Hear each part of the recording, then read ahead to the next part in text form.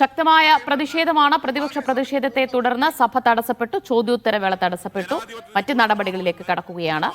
ഇന്ന് പതിവ് പോലെ പ്രതീക്ഷിച്ചതുപോലെ തന്നെയാണ് സംഭവിച്ചത്.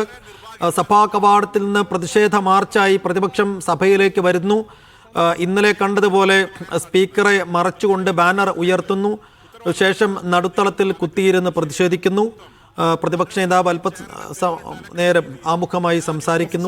ചെയറിനെ മറച്ചുകൊണ്ടാണ് ആ പ്രതിപക്ഷം ബാനർ ഉയർത്തുന്നത് എന്നതാണ്. അപ്പോൾ സഭാ നടപടികൾ ഇനി സാധാരണ രീതിയിൽ മുന്നോട്ട് പോകുക വളരെ ബുദ്ധിമുട്ട് ഏറിയതാണ്. ഇപ്പോഴും മുദ്രാവാക്യം വിളി അവിടെ തുടർന്നുകൊണ്ടിരിക്കുന്നു എന്നുള്ളതാണ്.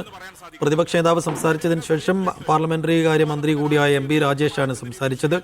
ഇന്നലെ SITക്ക് അനുകൂലമായി കോടതി നടത്തിയ പരാമർശങ്ങൾ ഉന്നയിച്ചുകൊണ്ട് പ്രതിപക്ഷത്തെ കടന്നാക്രമിക്കാനാണ് മന്ത്രി ഇന്നും ശ്രമിച്ചത്. സ്പീക്കർ പറയുന്നത് സർക്കാർ ചർച്ചയ്ക്ക് തയ്യാറാണ്, പക്ഷെ പ്രതിപക്ഷമല്ല, പ്രതിപക്ഷം ഒളിച്ചോടുകയാണ് ചർച്ചയിൽ നിന്ന്. പ്രതിപക്ഷം ചർച്ചയ്ക്ക് തയ്യാറാകുന്നില്ല എന്ന വാദം ഉയർത്തുന്നു. ഒപ്പം തന്നെ കഴിഞ്ഞ ദിവസം നാടകീയ സംഭവങ്ങൾക്കിടെ സ്പീക്കറെ ബാനറിന്റെ വടി കൊണ്ട് അടിക്കാൻ ശ്രമിച്ചു എന്ന കാര്യം വീണ്ടും ഇന്നും അദ്ദേഹം ആവർത്തിക്കുന്നു. വേണ്ടി വന്നാൽ നിർബന്ധിച്ചാൽ ആ അംഗത്തിന്റെ പേര് ഞാൻ പറയും എന്ന കാര്യം കൂടി സ്പീക്കർ പറയുന്നുണ്ടായിരുന്നു. സൈഫ് സൈനുലാബ്ദീൻ ഉണ്ട്. സൈഫ്, ഇന്നിപ്പോൾ അസാധാരണമായ ഒരു നീക്കവും പ്രതിഷേധവും നമ്മൾ സഭ തുടങ്ങുന്നതിന് മുമ്പ് പുറത്ത് കണ്ട് ഒരു പ്രതിഷേധ മാർച്ചായി സഭയിലേക്ക് വരുന്നു. ശേഷം ഇന്നിപ്പോൾ സ്പീക്കറെ മറച്ചുകൊണ്ടുള്ള ഒരു പ്രതിഷേധ രീതി കാണുന്നില്ല, കുത്തിയിരുന്ന് പ്രതിഷേധിക്കുകയാണ്. എന്താണ് ഇപ്പോൾ സഭയിൽ സംഭവിക്കുന്നത്? ഇനിയുള്ള നീക്കങ്ങൾ എങ്ങനെയാണ്?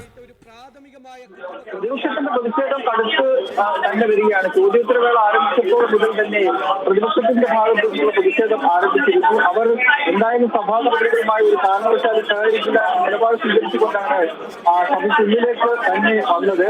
അത് വി.ഡി. സതീശൻ ആദ്യം പറഞ്ഞത് CPM-ന് വേണ്ടപ്പെട്ട ആൾക്കാരാണ് പ്രതികളായിട്ട് ഉള്ളത്, മുഖ്യമന്ത്രിയുടെ ഓഫീസ് അതുകൊണ്ടാണ് അന്വേഷണത്തിൽ ഇടപെട്ടത് തുടങ്ങിയ കാര്യങ്ങൾ ആരോപണമായി തന്നെ പ്രതിപക്ഷ നേതാവ് ഉന്നയിക്കുകയുണ്ടായി.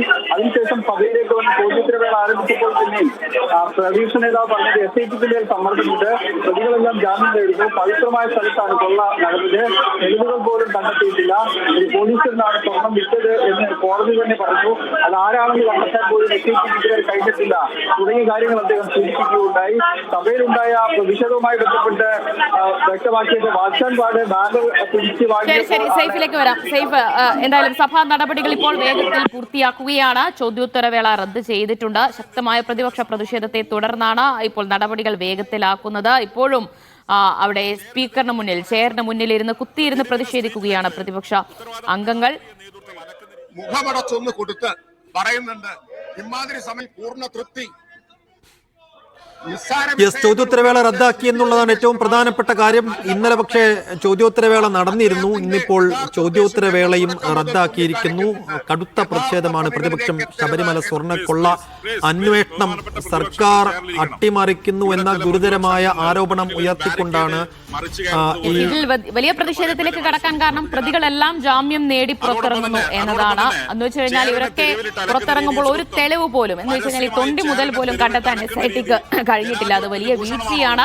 അതിൽ മുഖ്യമന്ത്രിയുടെ ഓഫീസിൽ നിന്ന് വലിയ സമ്മർദ്ദമുണ്ട് SITക്ക് മേൽ. അതുകൊണ്ടാണ് അന്വേഷണം ഇങ്ങനെ ഇഴഞ്ഞു നീങ്ങുന്നത് എന്ന് ചൂണ്ടിക്കാട്ടിയാണ് ശക്തമായ പ്രതിഷേധത്തിലേക്ക് ഇന്ന് പ്രതിപക്ഷം. 90 ദിവസം കഴിഞ്ഞിട്ടും കുറ്റപത്രം സമർപ്പിച്ചിട്ടില്ല. കുറ്റപത്രം സമർപ്പിക്കാത്തത് കൊണ്ട് സ്റ്റാറ്റ്യൂട്ടറി ബെയിൽ കിട്ടിയ ആളുകൾ പുറത്തിറങ്ങുന്നു. അത് തെളിവുകൾ നശിപ്പിക്കാനുള്ള സാഹചര്യം, ഒപ്പം ഈ അന്വേഷണം പൂർണ്ണമായി അട്ടിമറിക്കാനുള്ള സാധ്യതയുമുണ്ട്. സൈഫ് തുടരുന്നുണ്ട്. സൈഫ്, എന്താണ് സഭയിൽ ഇപ്പോൾ സംഭവിക്കുന്നത്?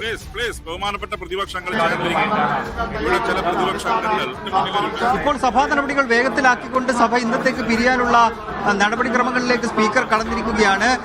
ചോദ്യോത്തരവേളയിൽ ശ്രദ്ധ ക്ഷണിക്കൽ കഴിഞ്ഞതിന് ശേഷം മന്ത്രിമാർ പേപ്പറുകൾ ടേബിൾ ചെയ്യുന്ന നടപടിക്രമമുണ്ട്. മന്ത്രിമാർ അങ്ങനെ പേപ്പറുകൾ ടേബിൾ ചെയ്തുകൊണ്ടിരിക്കുകയാണ്. ഇതിനുശേഷം അല്പസമയത്തിനകം തന്നെ സഭ പിരിയും. ഇന്ന് സഭ പിരിഞ്ഞാൽ ഇനി 23-ാം തീയതി മാത്രമേ സഭ സമ്മേളിക്കുകയുള്ളൂ. കാരണം വിവിധ രാഷ്ട്രീയ പാർട്ടികളുടെ ജാഥകൾ കാസർഗോഡ് നിന്ന് ആരംഭിച്ച് തിരുവനന്തപുരത്ത് അവസാനിക്കേണ്ട വിവിധ ജാഥകൾ ആരംഭിച്ചിട്ടുണ്ട്. അത് 23-ഓടുകൂടിയേ സമാപിക്കുകയുള്ളൂ എന്ന്. അതുകൊണ്ട് തന്നെ 23-ന് ഇനി സഭ ചേരുകയുള്ളൂ. ഇന്നിപ്പോൾ ഈ സഭാ നടപടികൾ വേഗത്തിലാക്കുന്നതിന് മുമ്പ് സ്പീക്കർ വ്യക്തമാക്കിയ ചില കാര്യങ്ങളുണ്ട്. സംസ്ഥാന സർക്കാർ സ്പീക്കറെ അറിയിച്ചതായി അദ്ദേഹം പറഞ്ഞുകൊണ്ട് ചില കാര്യങ്ങൾ സൂചിപ്പിക്കുകയുണ്ടായി. ഈ ശബരിമല സ്വർണ്ണക്കൊള്ളയുമായി ബന്ധപ്പെട്ട വിവാദമാണ് നിങ്ങൾ ചർച്ച ചെയ്യാൻ ആഗ്രഹിക്കുന്നുണ്ടെങ്കിൽ അത് ചർച്ചയ്ക്ക് തയ്യാറാണെന്ന് സംസ്ഥാന സർക്കാർ തന്നെ വ്യക്തമാക്കിയിട്ടുണ്ട്. അത് ചേർന്ന നിലയിൽ തന്നെ അറിയിച്ചിട്ടുള്ള കാര്യമാണ്. എപ്പോൾ വേണമെങ്കിലും ചർച്ചയ്ക്ക് തയ്യാറാണ്. അതിന് ഏതെങ്കിലും തരത്തിലുള്ള വിട്ടുവീഴ്ച വേണ്ട, അത് ചർച്ച നടത്തി തന്നെ മുന്നോട്ട് കൊണ്ടുപോകാം. അതുകൊണ്ട് ആ വിഷയമാണ് പ്രതിപക്ഷം ഉന്നയിക്കുന്നുണ്ടെങ്കിൽ അതിനകത്ത് സർക്കാരിന് യാതൊരു മടിയുമില്ല. അങ്ങനെ ചെയറിനെ അറിയിച്ചിട്ടുണ്ട് എന്ന് സ്പീക്കർ തന്നെ വ്യക്തമാക്കുകയുണ്ടായി. ഇതിനിടയിൽ എന്തൊക്കെയോ പ്രതിപക്ഷാംഗങ്ങൾ വിളിച്ചു ചോദിക്കുന്നുണ്ടായിരുന്നു. അപ്പോഴാണ് സ്പീക്കർ വീണ്ടും ആവർത്തിച്ചത്, ഇത് ചെയർ എന്ന നിലയിൽ സഭാ നടപടികൾ സുഗമമായി മുന്നോട്ട് കൊണ്ടുപോകാൻ സർക്കാരിന്റെ തലത്തിൽ നിന്ന് ചെയർ എന്ന നിലയിൽ തന്നെ അറിയിച്ചിരിക്കുന്ന കാര്യമാണ് പ്രതിപക്ഷത്തെ അറിയിക്കാൻ വേണ്ടി. അതുകൊണ്ട് ഈ സ്വർണ്ണപ്പാളിയുമായി ബന്ധപ്പെട്ട വിവാദ വിഷയമാണ് നിങ്ങൾ ഉന്നയിക്കാൻ ശ്രമിക്കുന്നതെന്നുണ്ടെങ്കിൽ അത് ചർച്ചയ്ക്ക് തയ്യാറാണ്. ശരി, സൈഫ് ഒന്ന് തുടരുക. ഇന്ന്